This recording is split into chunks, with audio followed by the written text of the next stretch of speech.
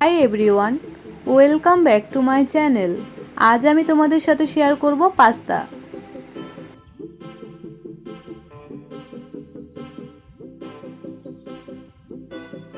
Pasta recipe তৈরি করার জন্য প্রথমে আমি এখানে নিয়েছি 2 মুঠ পাস্তা। তারপর আমি পাস্তাগুলো সিদ্ধ করে নেব। এর জন্য প্রথমে আমি এখানে দিয়েছি পাস্তা, তারপর দিয়েছি পরিমাণ মতো জল, তারপর একবার সব কিছু নেড়েচেড়ে নিলাম। এরপর দেব এখানে রিফাইন তেল, তারপর আবারও একবার সব কিছু নেড়েচেড়ে নিলাম। তারপর পাস্তাগুলো মিডিয়াম আছে 8 মিনিট মতো সিদ্ধ করে নেব। 8 মিনিট পর পাস্তাগুলো এখানে আমার সিদ্ধ হয়ে গেছে। তারপর আমি একটি ছাঁকনির মাধ্যমে তুলে একটি পাত্রে তুলে নিচ্ছি। পাস্তাগুলো কিন্তু কখনোই ওভার কুক করবে না, তাহলে খেতে ভালো লাগবে না।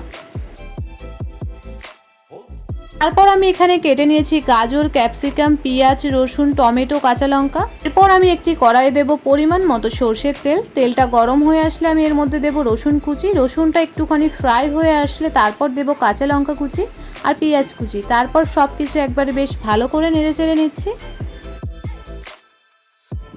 এরপর নেড়েচেড়ে পেঁয়াজগুলো একটু গোল্ডেন ফ্রাই করে নেব। তারপর এখানে দিয়ে দেব কেটে রাখা সবজিগুলো। তারপর সব কিছু আবারও একবার বেশ ভালো করে নেড়েচেড়ে নিচ্ছি।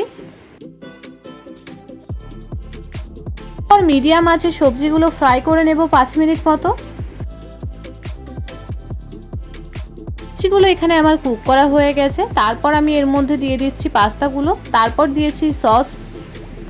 এখানে আমি টমেটো সস দিয়েছি, তারপর দিয়েছি অল্প লঙ্কার গুঁড়ো সামান্য পরিমাণ, তারপর এখানে দিয়েছি পাস্তা মশলা আর দিয়েছি ব্ল্যাক পেপার সামান্য পরিমাণ।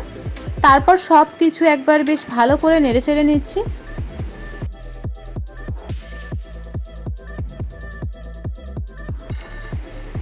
তারপর এখানে দিয়েছি আমি স্বাদ অনুযায়ী লবণ। তারপর আবারও একবার সব কিছু বেশ ভালো করে নেড়েচেড়ে নিলাম।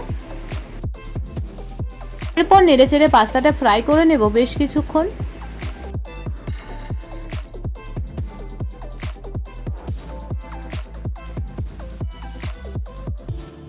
আজকের এই পাস্তার রেসিপি আমার তৈরি হয়ে গেছে। তারপর আমি একটি পাত্রে তুলে নিচ্ছি। তোমাদের যদি আমার এই ভিডিও ভালো লাগে তবে লাইক, কমেন্ট, শেয়ার, সাবস্ক্রাইব করবেন। আর অবশ্যই কমেন্টে জানিও ভিডিওটা কেমন লেগেছে।